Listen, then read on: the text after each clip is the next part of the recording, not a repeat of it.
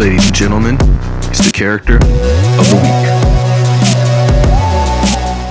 Happy Black History Month for Blurs and Whiskey. Today's character week is Benjamin Turner. And no, he's not some sort of national Negro hero. He's actually DC's answer to Jim Kelly, aka Black Belt Jones. Benjamin Turner, better known as the Bronze Tiger. Funny enough, some people also say that he's DC's answer to Black Panther, especially during the time when Stan Lee was trying to distance the name of the Black Panther from the Black Panther Party. Coal Tiger, Bronze Leopard, Coal Leopard, all these different variations of names and colors and animals was bounced around. And ironically, Dennis O'Neil in an issue for Richard Dragon's Kung Fu fighting DC stuff in 1975, that was Bronze Tiger's first appearance. Now here's where a lot of the retconning for Bronze Tiger happens. His origin story varies. Some stories say he grew up in Harlem. Some stories has him in Central City. And depends on, I guess, who's rewriting them. Because he essentially is the most changed around and retcon character in DC. That's saying a lot for DC characters, but somehow he still remains consistently in the timeline. So, well, except for the New 52, but no one ever counts that. Now, one thing does remain consistent is some of his origin stories. Basically, in whatever city he was in Harlem or the Central City, he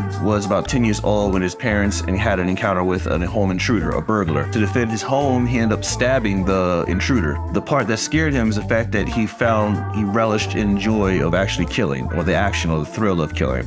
That scared him. He tried his best to hone his little inner demons by doing things. Eventually, he had to succumb to his demons and realize that he had to go to the Far East in order to calm those demons. And then he trained with someone named O Sensei. Like I said, depending on who's writing him, it's very fickle. Sometimes he is one of the premier martial artists in the DC universe.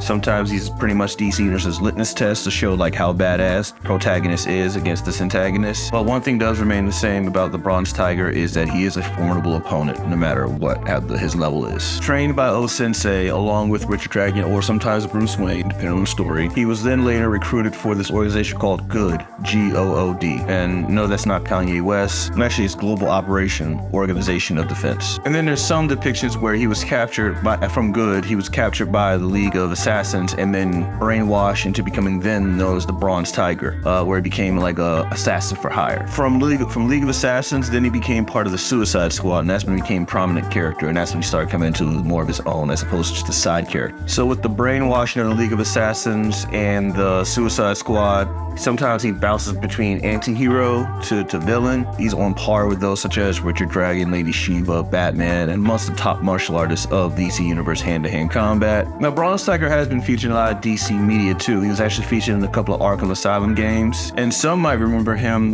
being part of the CW Arrowverse when he was played by Tyler Perry's favorite martial artist, Michael Jai White, in Brave and the Bold, the animated series from Batman, depicted as sometimes a person with martial arts, and then sometimes as an actual man-tiger hybrid. He's depicted in Gods Among Us. Soul the Dragon, he appeared in Soul the Dragon, voiced by Michael Jai White. Richard Dragon short film, which featured Batman and that version where he was trained with Bruce Wayne in the dojo. And Suicide Squad, Hell to Pay. Inconsistency fighting abilities aside, Bronze Tiger remains a formidable opponent or DC's punching bag. So shout out to you, Ben Turner, character of the week, Bronze Tiger.